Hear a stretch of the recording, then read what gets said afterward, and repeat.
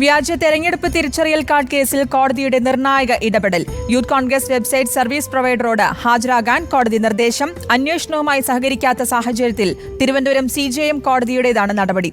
Youth Congress വ്യാജ തെരഞ്ഞെടുപ്പ് തിരിച്ചറിയൽ കാർഡ് നിർമ്മാണം റിപ്പോർട്ടറാണ് പുറത്തുകൊണ്ടുവന്നത്. വ്യാജ തെരഞ്ഞെടുപ്പ് തിരിച്ചറിയൽ കാർഡ് നിർമ്മാണവുമായി ബന്ധപ്പെട്ട കേസിൽ നിർണായക ഇടപെടലാണ് തിരുവനന്തപുരം CJM കോടതി നടത്തിയത്.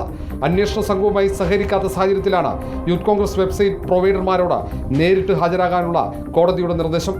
യൂത്ത് കോൺഗ്രസ് സംഘടനാ തെരഞ്ഞെടുപ്പിൽ വ്യാപകമായി വ്യാജ തിരിച്ചറിയൽ കാർഡ് നിർമ്മിച്ചതായി ക്രൈംബ്രാഞ്ച് സംഘം കണ്ടെത്തിയിരുന്നു. അന്വേഷണത്തിന്റെ ഭാഗമായി അംഗങ്ങളുടെ വിവരങ്ങൾ കൈമാറണമെന്ന് ക്രൈംബ്രാഞ്ച് ആവശ്യപ്പെട്ടു. പലതവണ നോട്ടീസ് അയച്ചിട്ടും വിവരങ്ങൾ കൈമാറാൻ യൂത്ത് കോൺഗ്രസ് തെരഞ്ഞെടുപ്പ് കമ്മിറ്റി തയ്യാറായില്ല. ഒടുവിൽ അന്വേഷണ സംഘം കോടതിയെ സമീപിക്കുകയായിരുന്നു. 15 ദിവസത്തിനകം നേരിട്ട് ഹാജരാകാനാണ് തിരുവനന്തപുരം CJM കോടതിയുടെ ഉത്തരവ്. യൂത്ത് കോൺഗ്രസ് ദേശീയ നേതൃത്വം അന്വേഷണവുമായി സഹകരിക്കുന്നില്ലെന്നാണ് ക്രൈംബ്രാഞ്ച് നിലപാട്. DYSP ജലീൽ തോട്ടത്തലിന്റെ നേതൃത്വത്തിലാണ് അന്വേഷണം. സംഭവത്തിൽ യൂത്ത് കോൺഗ്രസിന്റെ സംസ്ഥാന നേതാക്കൾ ഉൾപ്പെടെ പലരെയും ക്രൈംബ്രാഞ്ച് ചോദ്യം ചെയ്തു. പലരുടെയും മൊബൈൽ ഫോണുകളും കമ്പ്യൂട്ടറുകളും പിടിച്ചെടുത്തു.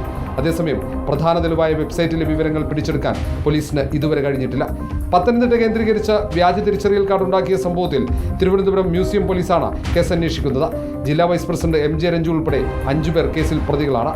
കാസർഗോഡ് യൂത്ത് കോൺഗ്രസ് പ്രാദേശിക നേതാവ് ജെയ്സൺ മുകളേലിന്റെ നേതൃത്വത്തിൽ പ്രത്യേക ആപ്പ് ഉപയോഗിച്ചും വ്യാജ തിരിച്ചറിയൽ കാർഡ് നിർമ്മിച്ചിട്ടുണ്ട്. ഇതിന്റെ തെളിവുകളടക്കം റിപ്പോർട്ടറാണ് പുറത്തുവിട്ടത്. തുടർന്ന് തെരഞ്ഞെടുപ്പ് കമ്മീഷൻ ഇടപെട്ടതോടെയാണ് അന്വേഷണം ഊർജിതമായത്. Reporter R. Rishipal, in reporter, Thiruvananthapuram.